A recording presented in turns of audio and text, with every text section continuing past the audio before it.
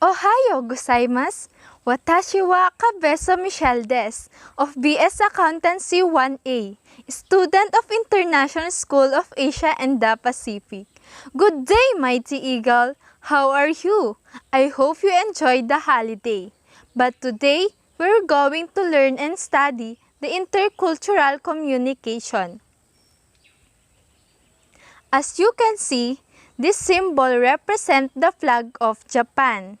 Japan is called the land of rising sun. It also one of the world's most advanced industrialized nation. And truly, Japan has exported its culture and food all over the world. Another famous Japanese export in the world is anime and manga. This art form display Japanese creativity and storytelling prowess. And for some people, they view anime just a cartoon, but for anime lover and me, it is one of the reasons why we fell in love with this country. Because of the different character in anime movie or anime series are memorable and the stories are fascinating.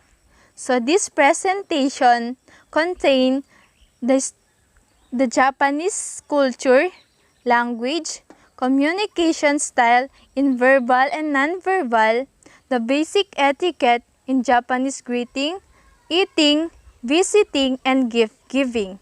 And lastly, we'll be talking about the do's and don'ts. And through this content, we will be learn the communication mood, style, and purpose of Japanese. First, we will be talking about the Japanese culture. It is important to learn first the culture of one country before we discuss the language and their communication style, because I believe culture is the beginning of all. Harmony is remain a guiding philosophy in Japan that affects many features of society, and the importance of harmony also mean a modest and gentle interpersonal relation. In Japan culture, it emphasizes the interdependence of all people. They need a harmonious relationship between others because it reflected in Japanese behavior. And they place great emphasis on politeness, personal responsibilities, and working together, because they see working harmony as the crucial ingredients for working productivity. And it's rare for Japanese people to disagree openly or voice their opinion that could create friction. In Japanese culture, face has remained very central to Japanese communication. Why? Because they believe that face is a mark of personal dignity, and it means of having high status with others. Because Japanese believe that turning down someone's request causes embarrassment and loss of face to the other person. So Japanese will never try to do anything to cause loss of face. Therefore, they do not openly criticize, insult, or put anyone on the spot.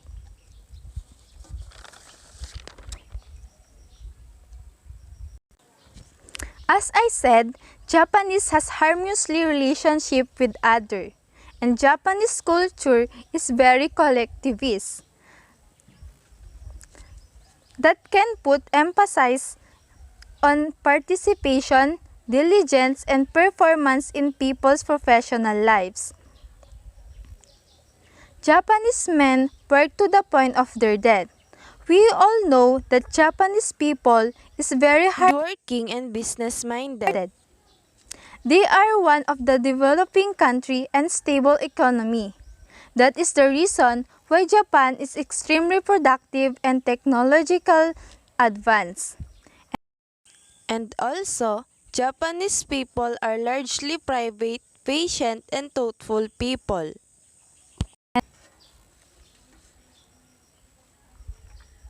Next is the Japanese language. Japanese language is also called Nihongo. Unlike most Western language, Japanese has an extensive grammatical system to express their politeness and formality. The Japanese language influences people's perception of situation and one another. The language is very formal and observant. It diverges into different styles of speech depending on their situation. And Japanese people tend to be more respectful when communicating to their elder or when they speak to someone older than them. In our school, we had the subject of Nihongo, wherein Mighty Eagle will be able to study the Japanese language and their different style like hiragana, katakana, and the Chinese character. Unlike other language using a question mark is not applicable in Japanese language because they use deska to pertains to a question mark. And now, after we discuss the Japanese language, we will discuss the communication style in verbal communication. In verbal communication, Japanese is very indirect because of the concept of harmony and saving face. They're really less in word to convey text and they're more attentive to the posture, expression, and tone of voice of the speaker. They really trust the nonverbal communication rather than verbal because of the concept of saving face. Face is the integral part of Japanese communication, so they are very careful in verbal communication because they are afraid to lose their face while communicating in verbal. So Japanese wish to avoid giving flat no when they don't agree with you. Therefore, you must be observed and understand what they really want to convey. And when communicating bad news, person might smile and laugh to diffuse the uncomfortable situation. There is the only thing that you must remember in the verbal communication of Japan.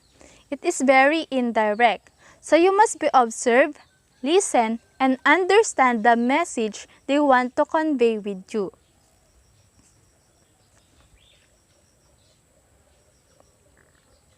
Next is the nonverbal communication. Since the Japanese strive for harmony and a group dependent, they're really on facial expression, tone of voice, and posture to tell them what someone feels. They often trust nonverbal communication more than the verbal or the spoken word because they believe word can have several meanings. Therefore, it is important to understand their different nonverbal communication. The first one is the physical contact.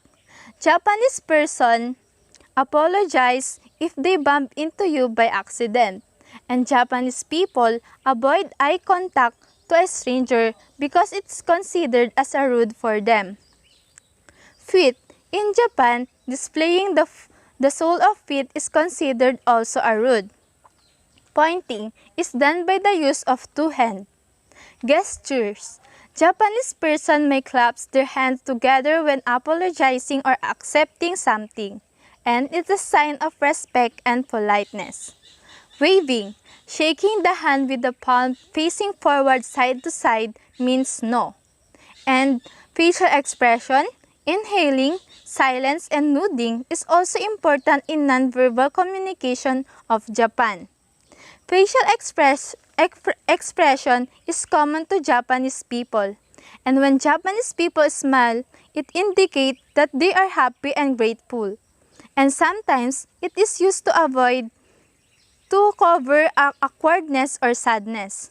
When Japanese person inhales air through their teeth, it usually implies disagreement. Silence is an important and purposeful tool in Asian communication. In Japan, silence can reflect politeness and respect. Nodding. Don't be surprised when Japanese people often nod while communicating with them, because for them, nodding is acknowledgement. And if you watch some anime, you will encounter this nonverbal communication throughout the movies.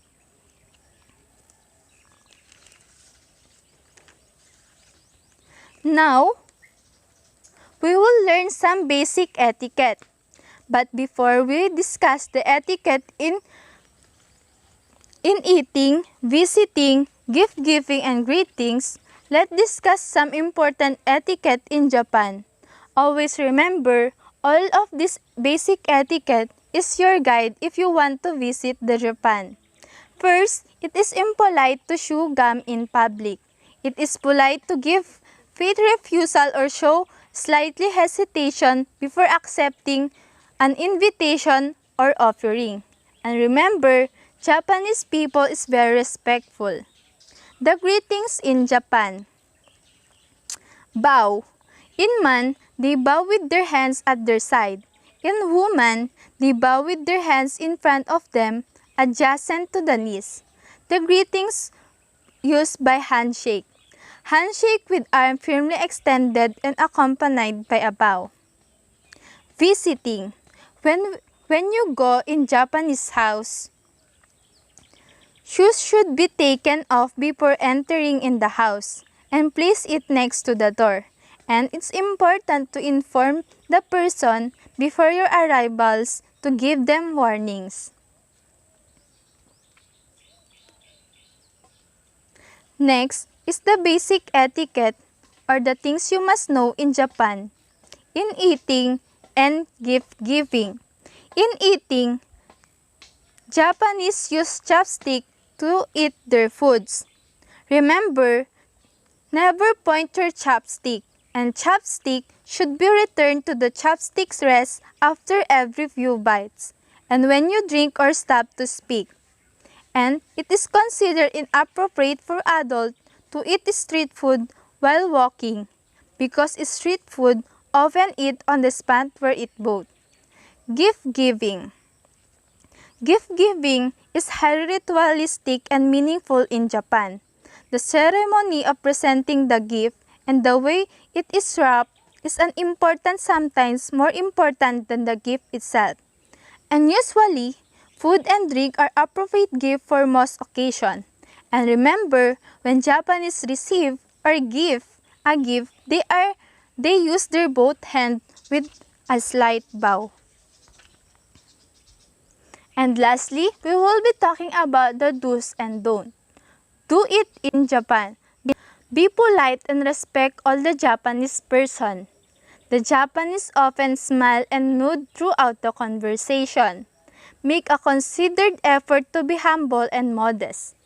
Always remember the basic etiquette in greetings, eating, visiting, and gift giving. Don't do it in Japan. Avoid being blunt or frank about delicate topic. Do not raise your voice or lose your temper while communicating with them. Avoid discussing sensitive historical and political topics such as World War II. And remember, culture must learn first before we will learn the language and the communication style of one country. Arigato gozaimasu. Thank you. This is my presentation for the intercultural communication. I hope you will learn something about the culture, the language, the communication style, and the basic etiquette in Japan. Thank you and stay safe, everyone.